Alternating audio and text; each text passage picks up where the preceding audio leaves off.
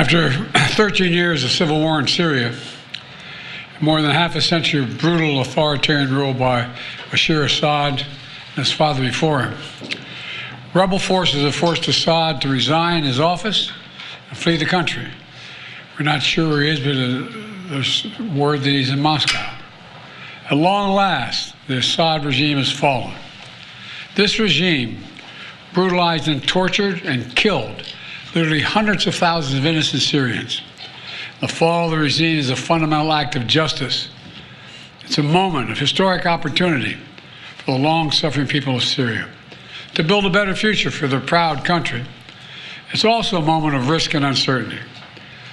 As we all turn to the question of what comes next, the United States will work with our partners and the stakeholders in Syria to help them seize an opportunity to manage the risks.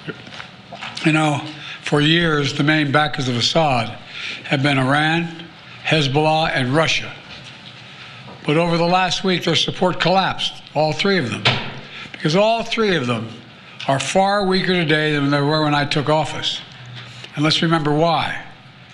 After Hamas attacked Israel on October the 7th, 2023, when much of the world responded with horror, Iran and its proxies chose to launch a multi-front war against Israel.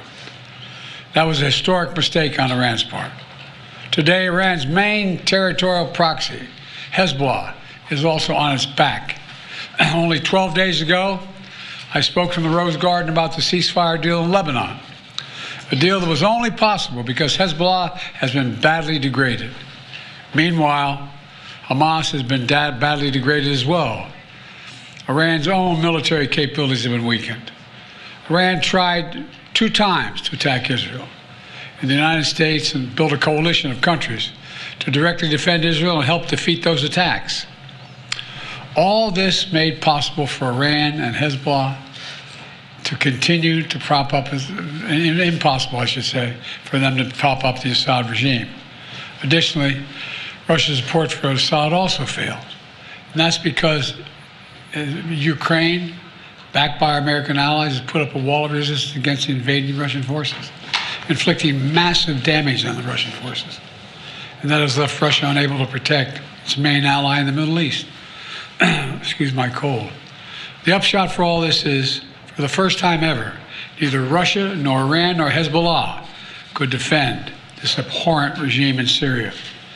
And this is a direct result of the blows that Ukraine, Israel, have delivered upon their own self-defense with unflagging support of the United States.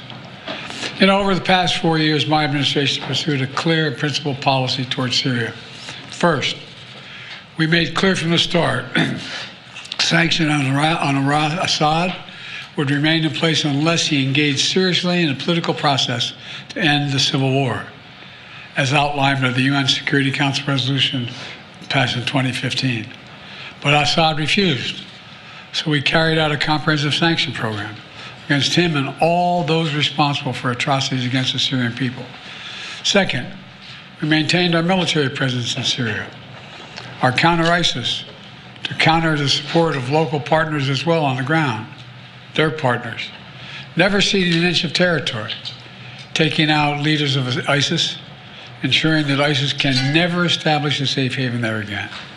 Third, we've supported Israel's freedom of action against Iranian networks in Syria and against actors aligned with Iran who transported lethal aid to Lebanon. And when necessary, ordered the use of military force against Iranian networks to protect U.S. forces. Our approach has shifted the balance of power in the Middle East. Through this combination of support for our partners, sanctions, and diplomacy, and targeted military force when necessary, we now see new opportunities opening up for the people of Syria and for the entire region. Looking ahead, the United States will do the following. First, we'll support Syria's neighbors, including Jordan, Lebanon, Iraq, and Israel, should any threat arise from Syria during this period of transition. I will speak with leaders of the region in the coming days. I had long discussions with all of our people earlier this morning. And I'll send senior officials from my administration to the region as well. Second, we will help ensure stability in eastern Syria, protecting any personnel, our personnel, against any threats, and will remain our mission against ISIS will be maintained, including the security of detention facilities where ISIS fighters are being held as prisoners. We're clear-eyed about the fact that ISIS will try to take advantage of any vacuum to reestablish its capabilities and to create a safe haven. We will not let that happen. In fact, just today, U.S. forces conducted a dozen of precision strikes, airstrikes, within Syria, targeting ISIS camps and ISIS operatives. Third, we will engage with all Syrian groups, including within the process led by the United Nations, to establish a transition away from the Assad regime toward independent, sovereign, I want to say it again, sovereign Syria, with a new constitution, a new government that serves all Syrians.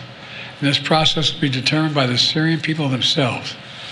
And the United States will do whatever we can to support them, including through humanitarian relief, to help restore Syria after more than a decade of war and generations of brutality by the Assad family.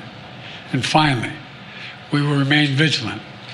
Make no mistake, some of the rebel groups that took down Assad have their own grim record of terrorism and human rights abuses.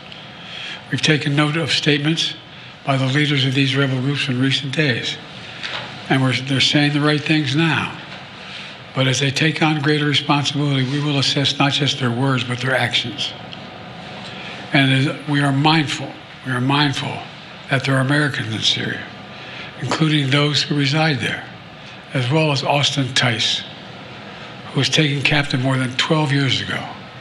We remain committed to returning him to his family.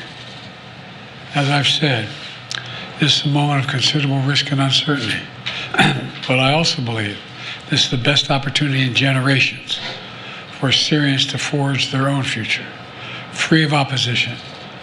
It's also an opportunity for a more secure and prosperous Middle East, where our friends are safe, where enemies are contained.